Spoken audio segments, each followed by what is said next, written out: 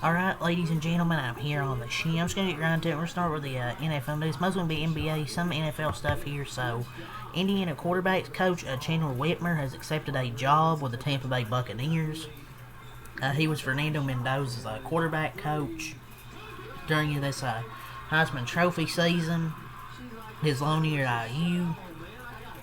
NFL said ICE is not among the federal agencies at Super Bowl 60, so they will not be there. Is what I'm gathering here. So the Giants, they are hiring former Chiefs offensive coordinator Matt Nagy as their offensive coordinator. Went from Todd Monken to Cliff Kingsbury rumors to Matt Nagy. Well, Cliff Kingsbury, but Matt Nagy it is, champ. Man, Matt Nagy sucks. Now you gotta bring in a shit ass offensive coordinator and Matt Nagy. I mean, if he couldn't do good with Patrick Mahomes, how the hell do you think he's gonna do good with the Giants? Oh my lord. Patriots owner Robert Kraft, like his former head coach Bill Belichick, was not selected for entry into this year's Pro Football Hall of Fame. Sources tell ESPN. Class 2026 will be revealed Thursday at NFL Owners in San Francisco, but it will not include Kraft. Surely testament of how dominant the franchise the Patriots have been. That surefire first ballot Hall of Famers are just getting snubbed because of jealousy. I didn't even like the Patriots, but how can you sit here and tell me that Bill Belichick, Robert Kraft are not first ballot? You're telling me they didn't make the Hall of Fame? It's just absolutely ridiculous, man. They might just need to clean house. It's just a joke. It's just incomprehensible. And this is the first year where he was a finalist. And he was still denied entry into the Hall of Fame. That includes like Jerry Jones, Pat Bowen, Eddie DeBartolo Jr., Ralph Wilson, Dan Rooney. What has Jerry Jones done in the last 30 years? What has he done? Nothing. Ridiculous, man. His record goes without saying. Same with the Patriots. As Bill Belichick's record goes without saying. Same with the Patriots and Robert Kraft, who's also can't. They are spectacular. They contributed so much to this game, and they should be Hall of Famers. But it won't be in 2026. Stupid. Patrick Mahomes Sr. was arrested for violating his probation after drinking alcohol. Vikings fullback C.J. Ham announced his retirement from the NFL. So the Raiders are a potential landing spot to watch if Jim Schwartz gets out of his deal with the Browns, says Albert Breer. So he possibly get out of that deal. 4 teams apparently offered Davis Webb complete control of their offense. One thing from Rapport, the Bills are hiring former Titans QB coach Bo Hardegree as their new quarterback coach. Sources say the Steelers are running back. For 7 years, the Steelers running backs coach Eddie Faulkner is expected to take the same job with the AFC North rival Ravens, per sources. Drake May, his shoulder's going to be fine. The Bears have requested to interview Connor Singer for their offensive coordinator position, source said. The Jets completed in-person interviews with Darrell Bevell and Greg Roman for their offensive coordinator job.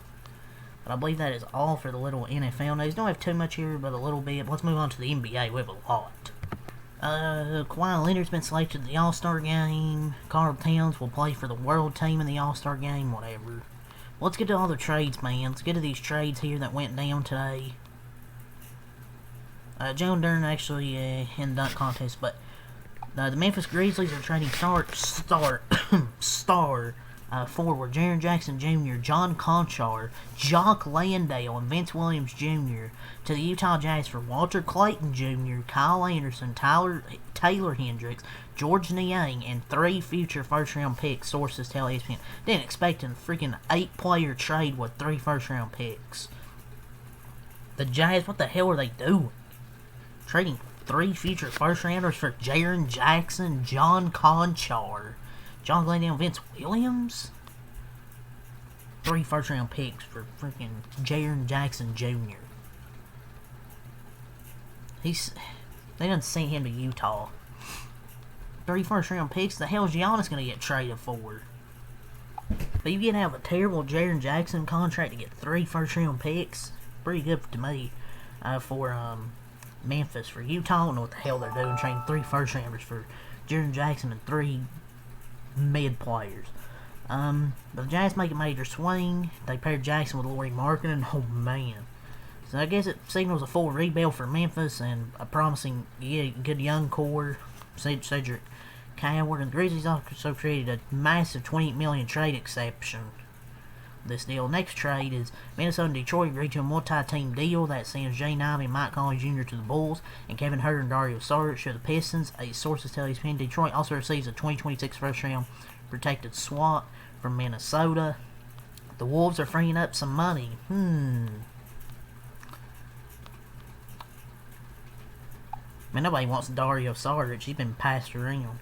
But the Bulls and Pistons have desires met here, and young and veteran guards to Chicago, and a sharpshooter goes to Detroit. Minnesota creates significant tax savings and roster space as they pursue the Milwaukee star Giannis this week.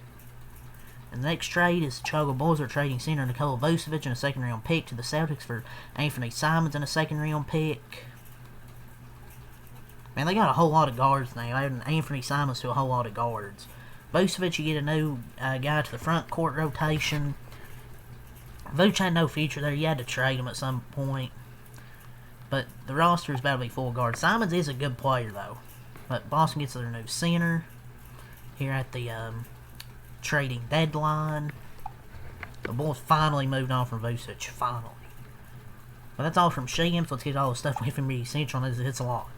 So the first thing we'll talk about here is the Warriors have placed Draymond Green in trade talks, and his 14-year run with the team is in jeopardy per Anthony V. Slater. We'll see if he actually does get traded.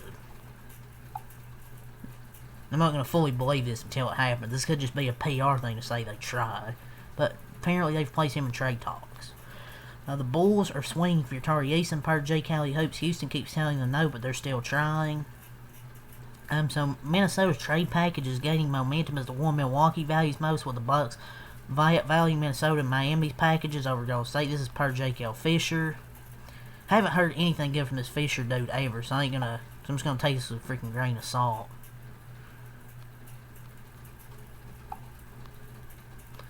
I feel like I see 10 different reports on him every day, so I'm gonna take this with a grain of salt because I see this reports from like every day. Mike Conley's a candidate on the buyout market for a buyout per Windhorse. This is a guy every team in the league would want. He could get bought for a contender. Boston is expected to remain active in trade talks. Even though they trade for Vucevic, they're still going to be active. So Windhorse says Darius Garland is getting in his head that he's going to be a Clipper. James Harden is getting in his head that he's going to be a Cavs. So I think it's going to happen. It's just a matter of time. Ramona Shelburne talked about Chris Paul's next team. She says, I think the Mavericks make a lot of sense. The Chicago Bulls are not done tearing things down. There's going to be more movement in Chicago, so it seems like even besides Vucevic, there's going to be more movement. The Kings are not closing the door on trading for John Morant, per Sam Amick. There's a pathway for Cavs to acquire LeBron, Giannis, and Harden. Nah, I'm not reading all this. This shit's realistic, man. This ain't 2K, baby. The Charlotte Hornets could join the chase for Giannis, per Ramona Shelburne. Just saying shit. Ain't gonna happen. Steve Kerr says Draymond deserves a statue. The Bulls are looking to move Kobe White and Mike Conley. The Heat could be major players in the trade markets for both Giannis and John Morant. The Heat aren't going to get either of these players. The Grizzlies now view Zach Edey and Cedric Coward as their franchise cornerstones. That's how she says 80 and franchise cornerstone. He can't even stay healthy.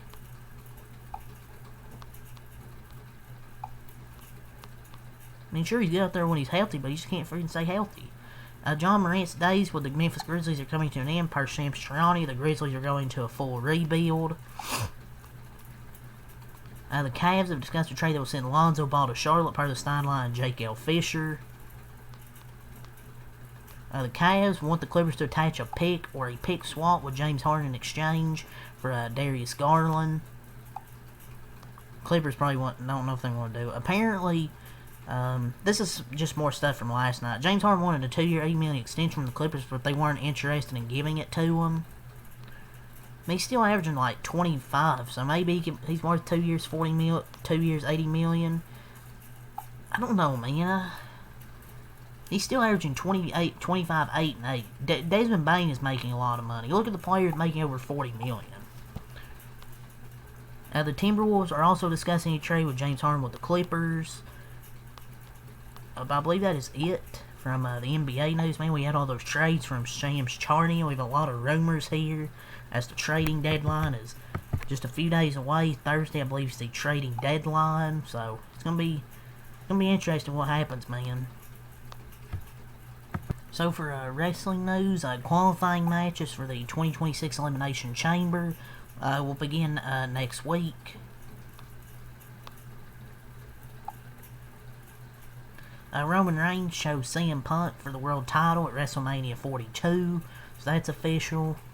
Hulk Hogan's son, Nick Balea, was seen at the Performance Center this week from PW Insider.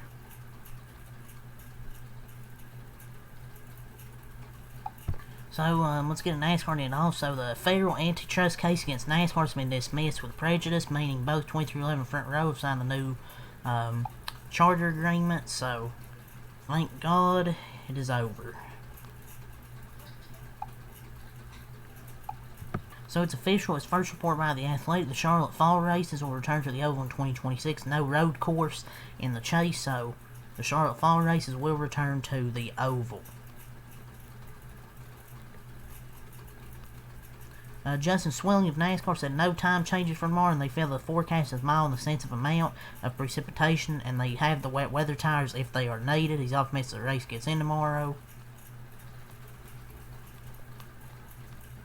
Let's run through here. Tricon announces 3-time Indy 500 winner Dario Franchitti going to drive for the team at St. Pete, the #1 truck. Through a partnership with Legacy, Dollar Tree will be their sponsor.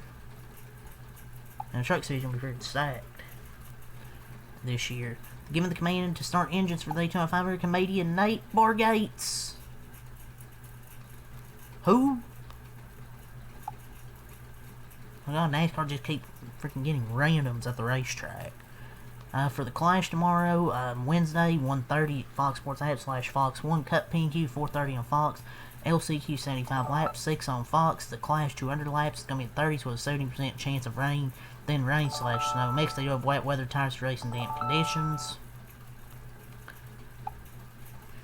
Yeah, but that's all the news here, ladies and gentlemen. Talked about a little NFL star, a lot of NBA mostly, you know, with the trades and then a bunch of rumors as we're into the trading deadline. Few little wrestling and NASCAR things to end it off here. So, yeah. Leave a like, comment, leave a like, subscribe for more. Until next time, have a lot. Peace.